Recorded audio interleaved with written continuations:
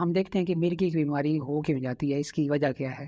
تو اس میں سب سے پہلے تو ایک چیز ہم پیدائشی کہتے ہیں، یعنی کہ بچہ یا بچی پیدا ہوئی ہے تو اس وقت کوئی مسئلہ ہوا ہے، یا اس وقت ڈاکٹروں نے دیکھا ہے کہ اس کے دماغ کو کوئی مسئلہ ہے، جسم میں کوئی مسئلہ ہے، ڈیلیوری کے دوران کوئی مسئلہ ہوا ہے. کچھ لوگ جو برتھ ایکسفیزیا کے ساتھ ہوتے ہیں، جب پرماننٹ برین ڈیمیج ان میں ہو جاتا ہے تو فٹس پڑ رہے ہوتے ہیں اور ساتھ میں باقی مسائل بھی چل رہے ہوتے ہیں.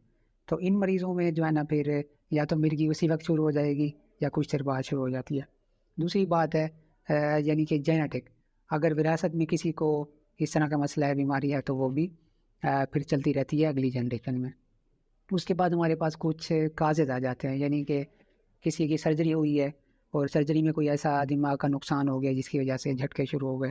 کچھ لوگوں کو برین انجری ہوتی ہے، یعنی کہ حادثہ ہوا، ایکسیڈنٹ ہوا، دماغ کو انجری ہوئی تو پھر جھٹکوں کی بیماری شروع ہو گئی. کچھ لوگوں میں کینسر ہوتا ہے اس کی وجہ سے، یا اس کے اسپیس اکوپائنگ لیجن ہوتی ہے دماغ کے اندر، کوئی مسئلہ، کوئی جو ہے نا میس بن گیا ہے جو دوسری چیزوں کو دھکیل رہے دوسروں کی طرف، تو ان کا جو کام ہے وہ خراب ہوتا ہے تو جھٹکے شروع ہو جاتے ہیں. اب یہ ساری چیزیں جب مریض میں نہ ہوں تو پھر ایڈیوپیتھک کچھ کیسز ہوتے ہیں جن میں دماغ بھی ٹھیک ہوتا ہے، اس طرح کی کوئی ہسٹری بھی نہیں ہوتی، ان میں بھی مرگی جو ہے نا شروع ہو جاتی ہے.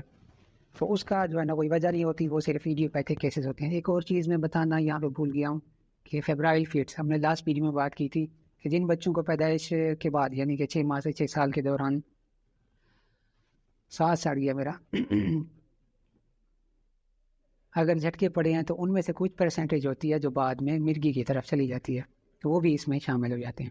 تو یہ ہے مرگی کی وجہ. اگلے ویڈیو میں کسی اور ٹاپک کے ساتھ ملاقات ہوگی. ویڈیو اچھی لگی ہے تو ہمارے چینل کو لائک کریں، سبسکرائب کریں تاکہ آپ تک جو ہماری ویڈیوز ہیں وہ پہنچ سکے. اللہ حافظ.